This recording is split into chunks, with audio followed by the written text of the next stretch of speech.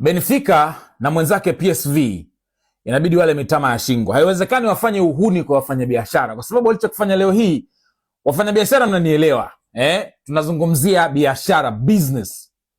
Benfica na mwenzake PSV inabidi wale mitama ya shingo. How can you lose nyumbani UEFA Champions League? Ama ni match fixing like kwenye UEFA? Unbelievable. Wajua nilikuwa nakaa naangalia matokeo, inabidi nirudie mara mbili kwenda kuangalia hata highlights. Kuna shida gani? Walipata red card ama nini kimetokea? I don't know man. 3-1 PSV anakufa nyumbani. Benfica 3-2.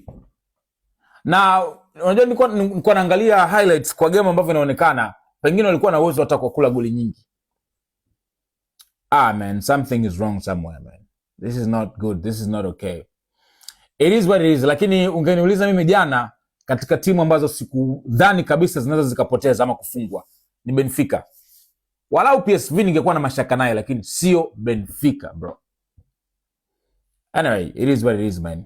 Ila hawa jamaa kama kuna namna inabidi wapate mitama ya shingo.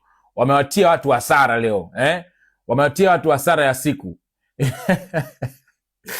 Anyway, niambie how do you feel?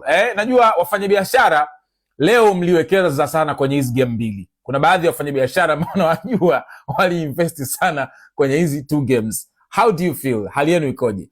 Nitaenjoy sana kujua mnaendeleaje au vipi. Lakini ndo soka, unajua soka linachezwa uwanjani, unaweza ukapredict ukafanya hivi, lakini mwisho siku dakika 90 uwanjani zinakuja na matokeo yake mengine tofauti kabisa.